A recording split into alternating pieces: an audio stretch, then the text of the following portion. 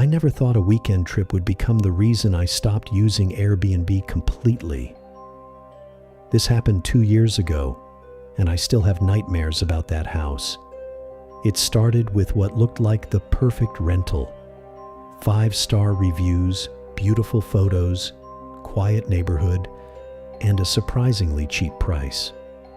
There were only 2 things that felt a little strange. First, the host refused to meet us in person and insisted we use a lockbox. Second, every room in the house was shown in the listing, except for one locked door in the hallway. We figured it was just a storage room. The first night was normal. Around 2:30 in the morning, I woke up to the sound of slow footsteps beneath the floor. The problem was, the house didn't have a basement listed anywhere. At first, I blamed the old wooden floors. Then I heard it again. 3 slow footsteps. Silence. 3 more. The next morning, I found fresh, muddy footprints leading to that locked door. That's when I realized something terrifying. The basement wasn't missing from the listing by accident. It had been hidden for a reason. And whatever was down there already knew we were inside the house. I rented an Airbnb, but the basement wasn't on the listing. The house was in a quiet town about 3 hours from where my friend Ryan and I lived. We rented it for a weekend hiking trip because it was cheap and had excellent reviews. Looking back now, those reviews are the first thing I don't trust. After seeing the muddy footprints leading to the locked door, I asked Ryan if he'd gone near it. He looked confused. "What footprints?" I pointed down the hallway. They were gone. The floor was completely clean. Ryan laughed and said I probably wasn't awake yet. I wanted to believe him. We left for our hike around noon and didn't return until sunset. As soon as we walked inside, I noticed something strange.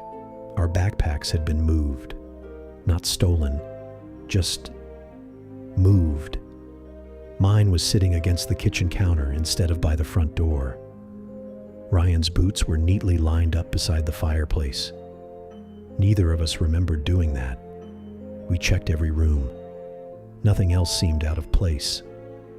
Ryan blamed it on us, forgetting where we'd left everything. I wasn't convinced. That night, while making dinner, I noticed a faint smell coming from the hallway. It smelled like damp concrete and old wood. The same hallway with the locked door. I walked over and placed my ear against it. Nothing. Then, a soft scraping sound, like someone slowly dragging something across a concrete floor. I stepped back immediately. Ryan came over after seeing my face. "What is it?" "I think someone's down there." He listened for almost a minute. Nothing. He rolled his eyes. "You're freaking yourself out." Maybe I was. Around midnight, we decided to watch a movie before bed. Halfway through it, every light in the house suddenly went out. The TV shut off. Everything became silent, except 3 slow knocks. From behind the locked door, Ryan froze. He had heard that. Neither of us moved. Another 3 knocks, slow, evenly spaced. Ryan grabbed the flashlight from his backpack. We walked toward the hallway together. The beam landed on the old wooden door. The handle was slowly turning. This setup naturally leads into the Ryan, and I stood frozen, staring at the doorknob.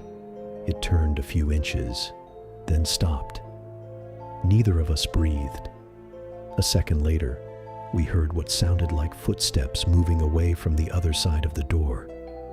Ryan whispered, "There's no way someone is actually down there." I pulled out my phone and turned on the flashlight. "There has to be another entrance," I said. We searched the kitchen, garage, and backyard, thinking there might be an outside cellar door. There wasn't. The only way down, if there really was a basement, had to be behind that locked door.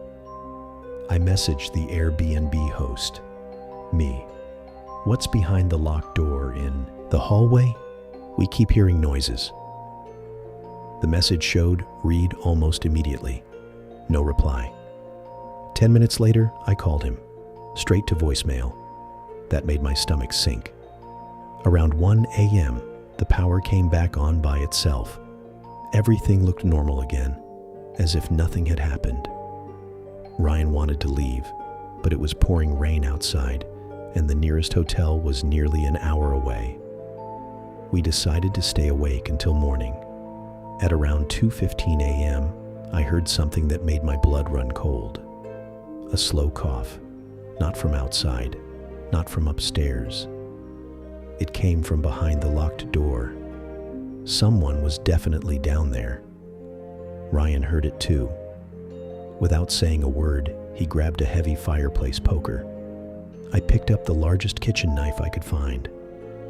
We stood in front of the door. Then, a folded piece of paper slowly slid out from the gap beneath it. Neither of us moved. After a few seconds, I bent down and picked it up. It was old, dirty, and written with black marker. It said only 6 words. "Don't let him know you're awake." Ryan looked at me without saying a word. Before either of us could react, we heard slow footsteps. Not behind the door this time. They were coming from upstairs, and we both knew. We had been standing in the hallway together the entire time. No one should have been up there. Continued.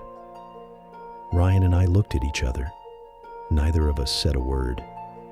The footsteps upstairs were slow and deliberate, moving from one end of the house to the other. Whoever it was didn't sound like they were searching for something. It sounded like they already knew exactly where we were. Then everything went quiet. Ryan whispered, "We're leaving, right now." We grabbed our car keys and backpacks and headed toward the front door. The deadbolt unlocked easily, but the door wouldn't budge. It felt like someone was holding it shut from the outside. Ryan threw his shoulder into it. Nothing. I looked through the narrow glass panel beside the door.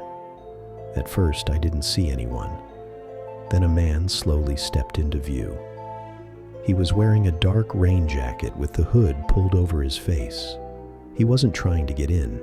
He was just standing there, watching us. I shouted, "Who are you?" No response. He didn't move. Ryan pulled out his phone to call 911. No signal. Mine had no service either, even though we'd had full bars earlier that evening.